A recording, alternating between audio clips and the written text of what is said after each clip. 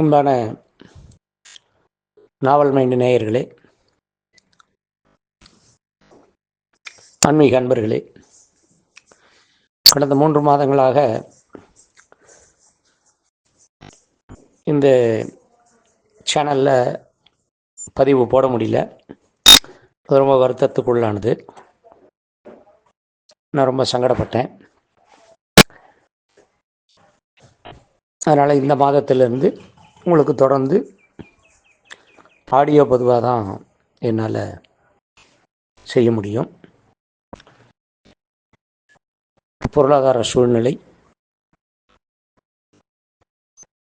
கொஞ்சம் சரியில்லாத காரணத்தினால வீடியோ பதிவு போட முடியல. கொஞ்சம் ஆன்மீக அன்பர்கள், நல்ல மனம் படைத்தவர்கள், இந்த சேனல் வளர்ச்சி அடைகிறதுக்கு உங்களால் தொடர்ந்து பதிவு போடுறதுக்கு உங்களால் என்ன முடியுமோ அந்த பொருளுதவியை இந்த லிங்கில் கொடுத்துருக்கிற அந்த அக்கௌண்ட் நம்பருக்கு கொடுத்து உதவும்படியாக கேட்டுக்கொள்கிறோம். நேயர்களே, இந்த மார்கழி மாதம் தனுசு மாதம்னு சொல்லக்கூடியது. இந்த மார்கழி மாதத்தில் மிகவும் சிறப்பு வாய்ந்த விஷயங்கள்லாம் நிறைய இருக்குது. எல்லாருக்கும் தெரியும், மார்கழி மாதம்னா தனுர்மாச பூஜை. மார்கழி மாதம்னா அதிகாலை நேரத்தில் ஆலயத்துக்கு போய் பிஃபோர் 7 o'clock, அதாவது முன்கூட்டியே 7 மணிக்கு முன்பாக கோவிலுக்கு போய் சாமி தரிசனம் பண்ணுறதோ, ஒரு அர்ச்சனை பண்ணுறதோ, கோவிலை வழிபாடுகள் செய்வது மிகவும் மிகவும் சிறந்தது. இந்த மார்கழி மாதம் போய் வழிபாடு பண்ணுறதுனால, கோவிலுக்கு போகிறதுனால இந்த வருஷம் பூரா அடுத்த வருஷம் கார்த்திகை மாதம் வரைக்கும் உங்களுக்கு அதனுடைய எஃபெக்ட் உங்களுக்கு கிடைக்கும். அதாவது பேங்க்கில் ஃபிக்ஸட் டெபாசிட் போடுற மாதிரி இந்த மாதம் போய் நீங்கள் வழிபாடு செய்கிறது கொஞ்சம் கொஞ்சமாக அதுக்கு இன்ட்ரெஸ்ட் வர மாதிரி ஃபிக்ஸட் டெபாசிட்டில் போட்டால் அதுக்கு வட்டி எப்படி வருதோ அந்த மாதிரி இந்த புண்ணியமாகப்பட்டது, கடவுளுடைய அருளாகப்பட்டது உங்களுக்கு மாதம் மாதம் வரும். அதாவது உங்களை ஆபத்திலிருந்து காப்பாற்றுறதும், உங்களுக்கு வந்த துன்பங்களையும் வருகின்ற துன்பங்களையும் கொஞ்சம் தள்ளி வைக்கிறதுக்கு உண்டான விஷயங்களும் இதில் இருக்குது.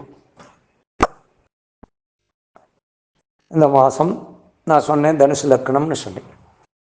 அந்த தனுசு லக்கணம்ங்கிறது ரொம்ப ரொம்ப விசேஷமானது. குருவனுடைய ராசி தனுசு ராசி, அதனுடைய லக்கணம், லக்னாதிபதி குரு. அவருக்கு 7ஆம் இடம் மிதன ராசி, மிதன லக்கணம். அதற்கு அதிபதி புதன். அடுத்தது 4, 7, 10 அப்படிங்கிறது ஒரு உயர்வான கேந்திர ஸ்தானம்னு சொல்கிறது. அதனால் தனுசுக்கு 4 மீனம், அதுவும் குரு. தனுசுக்கு 7 மிதுனம், அது புதன். தனுசுக்கு 10 கன்னி, அதுவும் புதன். இதெல்லாம் உபய ராசிகள். அதனால் உபய மாதம், உபய ராசி, காலச்சக்கர மேஷ ராசியிலேருந்து கணக்கு பண்ணினா இது 9வது இடம், 9வது ராசி, 9வது லக்னம்.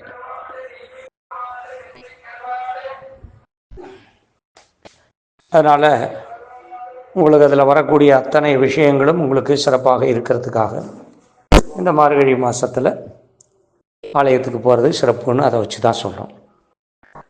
அடுத்த இந்த மாதத்தில் உங்களுக்கு மிகவும் விசேஷமாக வர்றது உங்களுக்கு எல்லாத்துக்கும் தெரியும், வைகுண்ட ஏகாதசி. பௌர்ணமியும் திருவாதிரையும் சேர்ந்து வரக்கூடிய நாள். ஆருத்ரா தரிசனம், நடராஜர் அபிஷேகம் வெள்ளை அம்பலத்திலே, சிதம்பரத்திலே மிகவும் பெரிய விசேஷமாக இருக்கும். அடுத்தது அமாவாசையும் மூல நட்சத்திரமும் சேர்ந்து வரக்கூடிய நாள். ஆஞ்சநேயர் ஜெயந்தி, ஆஞ்சநேயர் பிறந்த நாள். அதோட பெரிய சிறப்பாக இந்த மாதத்தில் 2 சனிக்கிழமையும் சனி பிரதோஷம் வருது. அதனால் இதெல்லாம் தெரிஞ்சு அந்தந்த நாட்களில் இதை பற்றி கொஞ்சம் அவேர்னஸாக போட்டு ஏற்கனவே அது நோட் பண்ணிட்டு அதில் நீங்கள் கோவிலில் போய் வழிபாடு பண்ணுறது மிகவும் சிறந்தது. அனைவரும் இதை கடைபிடித்து ஆண்டவனுடைய பேரருளும் புண்ணியமும் பெற்றுக்கொள்ளும்படியாக இல்லாமல்ல அந்த பரமாத்மாவை வேண்டுகிறேன். அன்புக்கும் பண்புக்கும் பேர் போன துளாராசி அன்பர்களே, துலா லக்னக்காரர்களே, இந்த மாதம் மார்கழி மாதம் உங்களுடைய ராசிக்கு 3ஆம் இடத்துல உங்கள் ராசிக்கு நீச்சமான சூரியன் பிரயாணிக்கிற நேரம். சந்திரன் 9ஆம் இடத்துலையும், செவ்வாய் 10ஆம் இடத்துல வக்கரகதியிலையும், 8ஆம் இடத்துல குரு வக்கரகதியும்,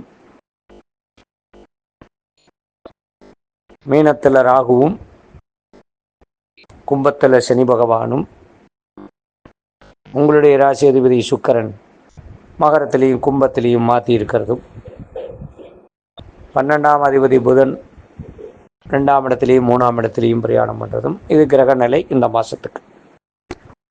இது எல்லாம் உங்களுக்கு என்ன சொல்கிறது அப்படின்னா, செய்யும் தொழிலே தெய்வம். நீங்கள் எதை செஞ்சாலும் அது விருப்பப்பட்டு தான் செய்கிறீங்க.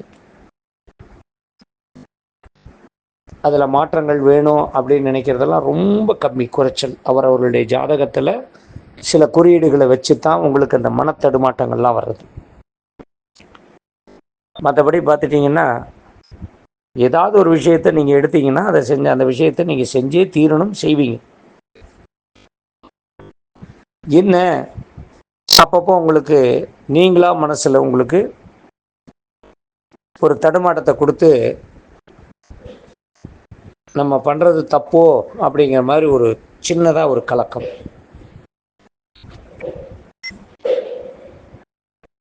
அது ஒன்றும் பெரிய தப்பு இல்லை, இயற்கை அப்படித்தான். இந்த மாதத்தில் உங்களுக்கு அந்த இயற்கை பணம் இருந்தாலும், நிதி நிலைமை சீராக இருந்தாலும் உங்களுக்கு ஏதோ ஒரு பற்றாக்குறை மாதிரியே தோணும். அதை சரி பண்ணுறதுக்கு நீங்கள் ஏதாவது புது முயற்சிகள்லாம் எடுத்தீங்கன்னா அதெல்லாம் தோல்வியில் தான் இருக்கும். கண்டிப்பாக அது வெற்றியை கொடுக்காது, பணத்தை கொண்டு வந்து சேர்க்காது. அதனால் என்னென்னா இருக்கிறதே உங்களுக்கு பெஸ்ட்டு. நீங்கள் செய்யக்கூடிய தொழிலில் வர்ற வருமானம், உத்தியோகத்தில் வருமானம், கலைத்துறையில் சினிமா கலைஞர்களாக இருந்தால் பெரிய அளவுக்கு நம்ம வந்துடணும் அப்படின்னு நினச்சிக்கிட்டு எதிர்பார்த்துக்கிட்டே இருக்கிறவங்க கொஞ்சம் எதிர்பார்ப்போடையே இருக்கணும். ஏன்னா இந்த ராசிக்கு ஒரு குறை இருந்து கொண்டே இருக்கும். அது குறையாது, குறையாது. அந்த குறை ஏன் குறையாதுன்னா, கிரகங்கள் கிரகநிலை மாசத்துல அத்தனை 9 கிரகங்களும் 9 கிரகங்களில் ஸ்டாண்டர்டாக இருக்கக்கூடியது என்ன? ராகு, குரு, சனி. குரு, சனி, ராகு, கேது. இந்த கிரகங்களை தவிர மீதி கிரகங்கள்லாம் உங்களுக்கு பெயர்ந்து வேறு வேறு இடங்களில் போகும்பொழுது இந்த பெரிய கிரகங்களாக இருக்கக்கூடிய அதிக நாள் பயிற்சியாகி அதிக நாள் ஒரே இடத்துல இருக்கக்கூடிய இந்த கிரகங்கள் ஒரு ஆணி அடித்த மாதிரி, ஒரு பேஸ்ட் போட்ட மாதிரி உங்களுக்கு நல்லதுன்னா நல்லது, கெட்டதுன்னா கெட்டது அப்படிங்கிற ஒரு சூழ்நிலை தான் கொடுக்கும். துளாராசிக்கு சிம்பிளே என்ன? ஒரு தராசு. அந்த தராசு 2 சமமாக இருக்கணும். நிறை குறை, குறையாக இருந்தாலும் அது சமமான குறையாக தான் இருக்கும், நிறையாக இருந்தாலும் சமமான நிறையாக தான் இருக்கும். அதனால் மன நிம்மதி தான் உங்களுக்கு முக்கியம். மனசு நிம்மதியாக இருந்தாலே அத்துணை வேலைகளும் உங்களுக்கு திறமையாக சிறப்பாக, காலம் என்னதான் இந்த காலச்சக்கரத்தில் இந்த காலதோஷங்கள் எதுவாக இருந்தாலும் உங்களை ஒரு ஆளாகவே கொண்டு போயிடும். ஒரு ஆளாகவே நடக்க வைக்க, எல்லா காரியங்களையும் செய்ய வைக்கும். அதை மட்டும் நீங்கள் மனசில் வச்சுங்க. மற்றதெல்லாம் நினச்சி நீங்கள் தடுமாற வேண்டாம். உடல் ரீதியாக கொஞ்சம் கால் வலி, முழங்கால் வலி, பாதம் வலிக்கிறது, பாதத்தில் சில எரிச்சல்கள் வந்து போகிறது, இதெல்லாம் இந்த மாதத்தில் வரும். உணவு பழக்க வழக்கத்தை மாற்ற வேண்டாம். ஒரு 50 வயசுக்கு மேலே 2வது செக்டார். குழந்தைகளுக்கெல்லாம் செக்டார் கிடையாது. படித்து வேலைக்கு போகிற வரைக்கும் அது செக்ஷன் கிடையாது. அது ஒரு இளமை பருவம். எதை பற்றியும் கவலைப்படாது. அது செக்ஷன் கிடையாது. செக்ஷன்னா என்ன? சம்பாதிக்க ஆரம்பித்து திருமணமாகி ஒரு குழந்தை பிறக்கும் வரை இருப்பவர்கள் ஒரு செக்ஷன். அந்த குழந்தை வளர வளர நம்ம மனசுக்குள்ளே சில விஷயங்களை நம்ம மனசுக்குள்ளே போட்டு அதை கொண்டு போகிறது ஒரு செக்ஷன். அதனால் இந்த 2வது நிலையில் இருப்பவர்கள் ஒரு அதிகபட்சம் ஒரு 45 வயசுக்கு மேலே இருக்கிறவங்க குடும்பத்துக்காகவே, குடும்பத்தினுடைய விஷயத்துக்காகவே அத்தனை விஷயங்களும் விட்டு கொடுத்து நீங்கள் இருக்கிறது, அது ஆணாக இருந்தாலும் சரி, பெண்ணாக இருந்தாலும் சரி, ரொம்ப நல்லது.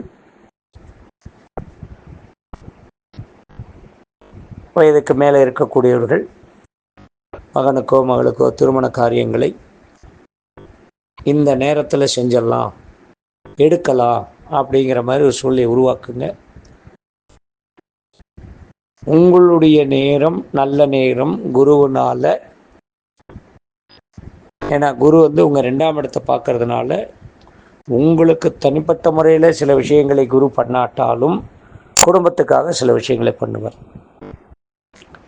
வயதானவர்கள் அவருடைய குடும்பத்தோடு சேர்ந்து நல்ல முறையில் இருப்பது மிகவும் நல்லது. நல்லதே நடக்கட்டும். மீண்டும் சந்திப்போம்.